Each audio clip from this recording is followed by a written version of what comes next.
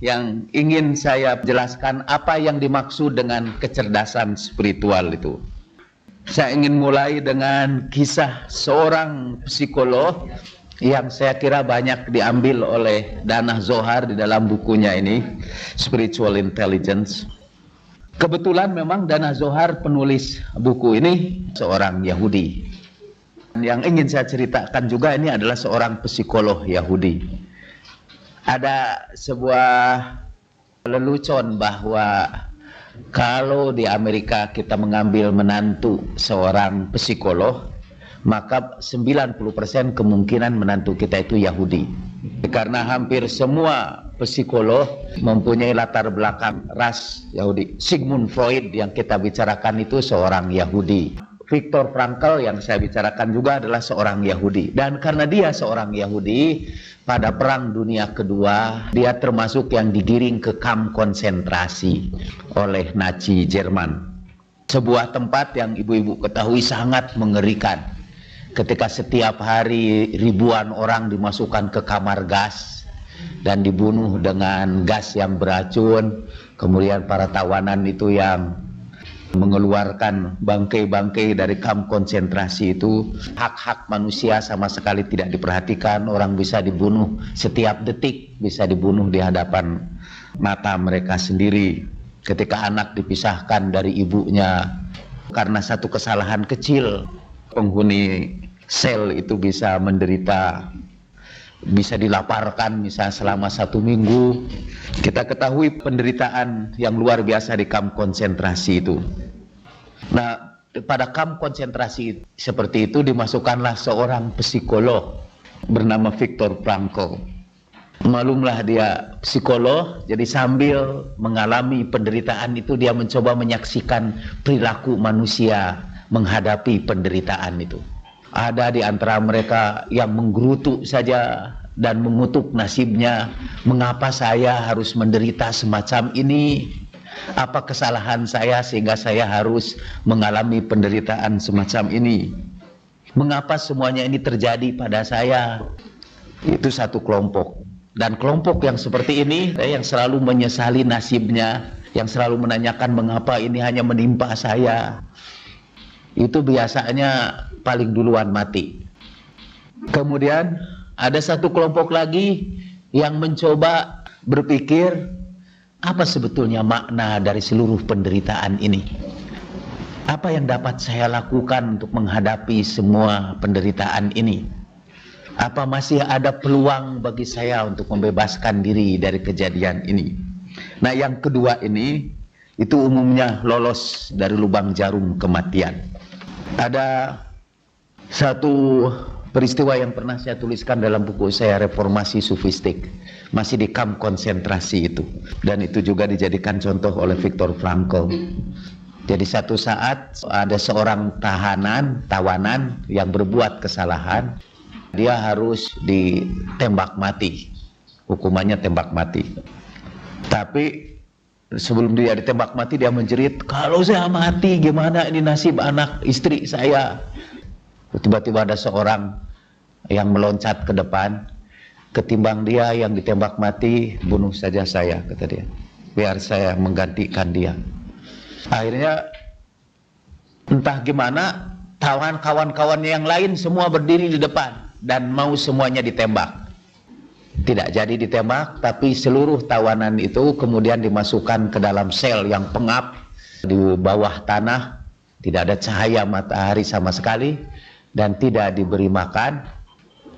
Dan setelah 1 minggu dikeluarkan, semua yang berada di sel pengap itu meninggal dunia, kecuali seorang yang paling dahuluan meloncat untuk mengorbankan dirinya buat kawannya. Dia masih hidup juga, sehingga akhirnya dia dibunuh dengan suntikan. Akhirnya mati juga. Karena dengan penderitaan seperti itu, dimasukkan sel selama 1 minggu, dia masih tetap hidup. Dan ketika dipertanyakan apa yang menyebabkan dia bisa begitu tahan dalam penderitaan dibandingkan dengan yang lain-lain, salah satunya diantaranya ialah kebetulan, kalau saya tidak salah Walpole namanya, adalah orang yang sangat religius di antara seluruh tawanan itu. Dan dia merasa bahwa penderitaan yang hadir di kamp konsentrasi waktu itu bagian dari sebuah rencana Tuhan yang diberikan kepadanya di dalam hidup ini. Kata Viktor Frankl, yang membedakan manusia dalam berperilaku menghadapi penderitaan adalah kemampuan untuk memberikan makna kepada berbagai situasi yang dihadapinya. Maknalah yang membedakan kita dengan makhluk-makhluk yang lain. Kita bisa saja dibatasi kebebasan kita. Kita bisa dilingkari oleh kawat berduri. Tapi apapun kebebasan yang kita ambil, masih ada kebebasan yang masih kita miliki, yang tidak bisa dibatasi oleh kawat berduri sekalipun. Dan itu adalah kebebasan memberikan makna, kebebasan memberikan arti kepada berbagai penderitaan kita. Nah, Viktor Frankl kemudian keluar, dan dia termasuk yang hidup mungkin, karena bisa memberi makna. Dia keluar dan kemudian dia mengembangkan teknik penyembuhan gangguan kejiwaan yang dia sebut sebagai logoterapi. Logo adalah makna, terapi adalah penyembuhan. Jadi sekarang kita dapat membantu meringankan penderitaan orang dengan membantu memberikan makna kepadanya terhadap penderitaan itu.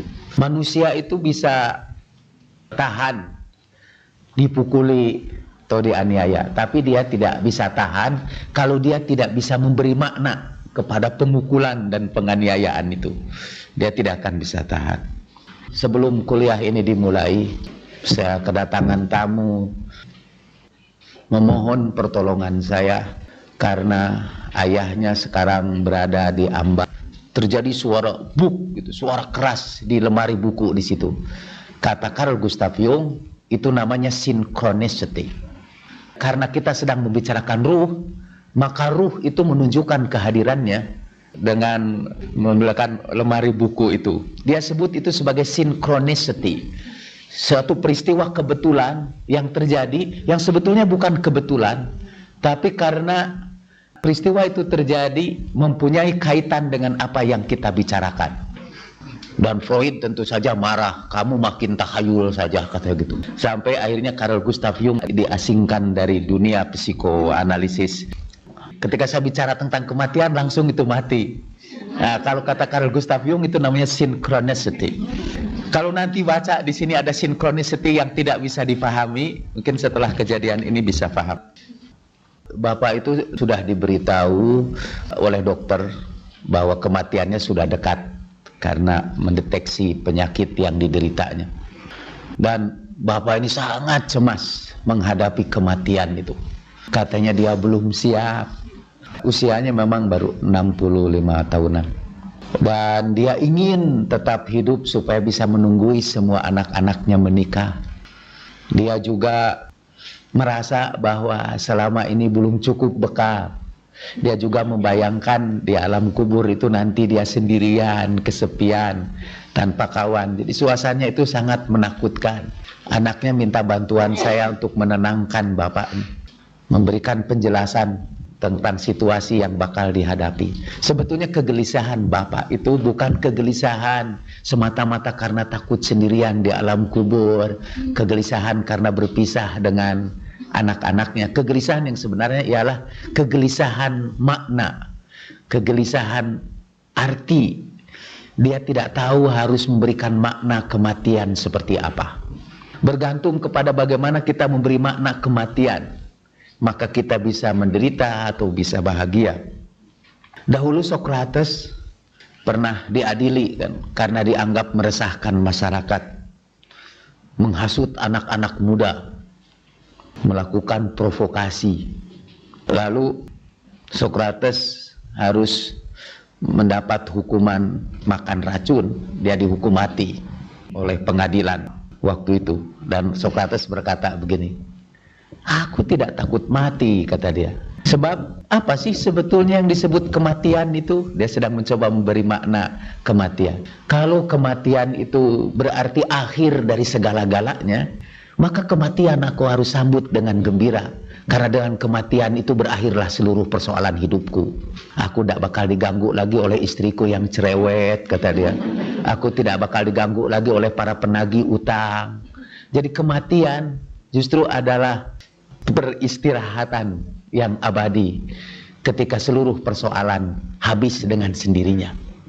Atau kematian itu hanyalah perpindahan dari alam ini ke alam yang lain. Kalau itu pun aku harus sambut dengan gembira. Karena dengan kematian itu nanti aku akan bergabung dengan para pemikir-pemikir yang terdahulu. Nanti aku bisa melanjutkan diskusi-diskusiku dengan mereka di alam gaib sana. Jadi Sokrates berusaha memberikan gambaran apapun makna kematian yang diberikan itu buat dia adalah sesuatu yang dia tunggu-tunggu, yang dia sambut dengan gembira. Kembali lagi kepada Viktor Frankl, manusia ini tidak akan tahan hidup tanpa mampu memberikan makna. Dan yang kita sebut kecerdasan spiritual yang kita bicarakan di sini adalah kemampuan untuk memberi makna itu. Bukan IQ itu yang memberikan makna ke dalam hidup kita ini. IQ itu hanya mampu memberikan kepada kita jawaban terhadap persoalan-persoalan logis, persoalan-persoalan rasional. Makna itu tidak ada kaitannya dengan persoalan rasional. IQ misalnya bisa membantu kita untuk memecahkan persamaan kuadrat ketika kita mengerjakan matematika. Kemudian EQ yang pernah kita bicarakan hanya membantu kita untuk mengatasi masalah-masalah emosional di dalam hubungan interpersonal di antara kita. Tapi untuk memberikan makna kita memerlukan satu kecerdasan, yaitu kecerdasan spiritual. Salah satu definisi kecerdasan spiritual untuk sementara sekarang ini adalah kemampuan untuk memberikan makna. Ketika kita memberikan makna kepada berbagai kejadian, makna kita ini bisa bagus, bisa jelek, bisa tinggi nilainya atau bisa rendah nilainya, bergantung kepada tingkat kecerdasan spiritual kita. Seperti pernah kita bicarakan di sini, untuk apa kita bekerja mencari nafkah? Kalau ada orang memberikan makna, kita mencari nafkah itu supaya kita bisa bersenang-senang saja. Itu tingkat pemberian maknanya, kualitasnya lebih rendah ketimbang orang merekam, saya mencari nafkah itu supaya saya bisa membantu keluarga saya bisa menghidupi tetangga-tetangga saya bisa memberikan sesuatu yang berarti bagi orang di sekitar saya. Dia memberikan makna jauh lebih tinggi daripada kawan kita yang satu lagi. Kalau saya tidak salah, Stephen Covey itu yang pernah bercerita ketika dia mendidik para eksekutif supaya dia bekerja keras. Dia mencoba memberikan makna tentang pekerjaan itu dengan mengatakan begini kepada para eksekutif yang dilatihnya. Bayangkanlah kalau Anda nanti mati, apa yang Anda ingin bayangkan difikirkan oleh orang-orang yang Anda tinggalkan. Apakah Anda akan membayangkan nanti kawan-kawan yang Anda tinggalkan itu akan berpikir, baru saja pergi bos yang paling galak yang pernah kita miliki selama ini? Atau Anda ingin membayangkan mereka itu menangisi Anda, dan Anda bayangkan mereka kehilangan Anda. Karena apa mereka kehilangan Anda? Itu ada kawan saya yang ikut latihan Stephen Covey itu sangat terpengaruh dengan itu. Jadi dia pulang, dia eksekutif memang, eksekutif muda. Pulang ke kantornya, dia mulai berpikir, saya ingin kalau saya mati, nanti anak buah saya ini berpikir bahwa bos yang pergi itu adalah bos yang sangat baik, yang senang memperhatikan mereka. Lalu dia mengubah seluruh perilakunya segera setelah latihan itu. Nah, sebetulnya dia berubah perilaku bukan karena latihan itu. Dia berubah perilaku karena mengganti makna, memberikan makna yang baru kepada pekerjaan yang dia lakukan itu. Kecerdasan spiritual sekali lagi adalah salah satu di antaranya kemampuan kita untuk memberikan makna yang bernilai dalam berbagai peristiwa kehidupan kita. Dan semua ini sebetulnya berasal dari Viktor Frankl yang kita ceritakan tadi itu. Kalau Bapak buka halaman 13, saya akan kutipkan dari Frankl tentang dimensi spiritual. Jadi manusia menurut Frankl terdiri dari 3 dimensi. Dimensi fisik, tubuh kita ini. Dimensi psikologis, itu yang dibahas oleh para psikolog. Dan satu dimensi lagi, dimensi spiritual, yang tidak sama dengan dimensi psikologis. Kemudian Frankl menjelaskan dimensi spiritual yang mengandung semua sifat yang khas manusia. Karakteristik manusia adalah dimensi spiritualnya. Seperti keinginan kita untuk memberi makna, orientasi tujuan kita, kreativitas kita, imajinasi kita, intuisi kita, keimanan kita, visi kita akan menjadi apa? Kemampuan kita untuk mencintai di luar kecintaan yang fisiopsikologis, kemampuan mendengarkan hati nurani kita di luar kendali superego, selera humor kita. Di dalamnya juga terkandung pembebasan diri kita atau kemampuan untuk melangkah keluar dan memandang diri kita. Dan transendensi diri atau kemampuan untuk menggapai orang yang kita cintai atau mengejar tujuan yang kita yakini. Dalam dunia spirit kita tidak dipandu, kita adalah pengambil keputusan. Reservoir kesehatan ada pada setiap orang apapun agama dan keyakinannya. Sekali lagi kalau kita baca ini saya juga tidak paham. Tapi kembali lagi, yang dimaksud dengan kecerdasan spiritual adalah keinginan kita untuk memberikan makna atau untuk menunjukkan arah kemana kita ini akan pergi. Kecerdasan spiritual adalah kemampuan untuk menjawab pertanyaan Tuhan di dalam Al-Quran. Fa'aina tazhabun? Mau kemana kalian ini? Where are you going? Quo vadis? Setelah itu Tuhan berkata, fa'aina tazhabun in huwa illa dzikrul lil alamin faman syaa'a minkum ayyastaqim. Mau kemana kalian ini? Dalam perjalanan hidup itu sebetulnya tujuan kalian itu apa? Mau kemana kalian ini? Mau berangkat kemana? Pada waktu wukuf di Arafah kemarin itu saya ajak orang untuk berhenti sebentar di Arafah. Berhenti itu dalam bahasa Arabnya wukuf. Tempat wukuf dalam bahasa Arabnya mauqif, dan Arafah adalah mauqif. Tapi di dalam bahasa Arab modern mauqif artinya juga terminal, tempat berhentinya kendaraan. Jadi di Arafah itulah sebetulnya saya ajak hadirin untuk berhenti sebentar, merenungkan mau kemana hidup kita ini. Kita sudah habiskan puluhan tahun dari kehidupan kita itu untuk mengejar cita-cita yang tidak jelas. Mungkin awalnya kita kejar itu karir, tapi setelah kita habiskan seluruh usia kita untuk mengejar karir, kita berhenti sebentar.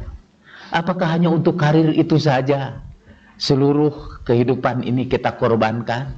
Tidakkah kita mencari tujuan yang lebih jauh dari itu? Fa'aina tazhabun? Mau kemana ini kalian pergi nih? Sebab kalau yang kita kejar itu karir itu akan berhenti. Ada batasnya itu karir itu. Di perguruan tinggi kalau sudah jadi guru besar, udah berhenti itu karir. Mau jadi apa lagi? Tidak ada guru yang lebih besar daripada guru besar. Tapi ada batas-batasnya. Dan kita ternyata mengejar tujuan yang sangat terbatas.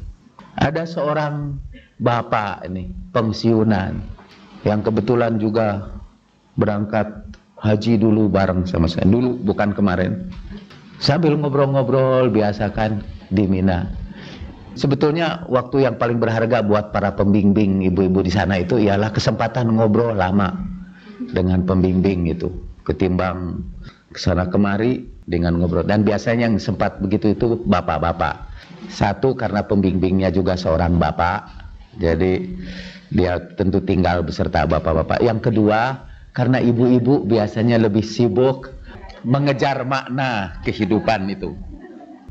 Sang bapak ini yang pensiunan itu berkata, dulu saya bekerja keras untuk bekal masa pensiun ini. Di dulu itu kalau dia ditanya, fa'aina tazhabun? Mau kemana kamu ini? Saya lagi mengumpulkan bekal untuk masa pensiun saya. Nah, sekarang dia sudah memasuki masa pensiun. Dia sudah punya sebuah pasar swalayan lah hasil kerjanya masa muda itu, dan dia sudah menikmati hari-hari akhirnya itu. Dan sekarang Tuhan masih tetap tanya itu, fa'aina tazhabun, sekarang mau kemana lagi? Ada dia juga tersentak, benar sekarang ini apa yang harus saya lakukan, katanya. Sebetulnya waktu itulah dia harus mempertanyakan makna tujuan akhirnya, dan dia harus mengakses anugerah Tuhan yang diberikan kepadanya, yaitu kecerdasan spiritual ini.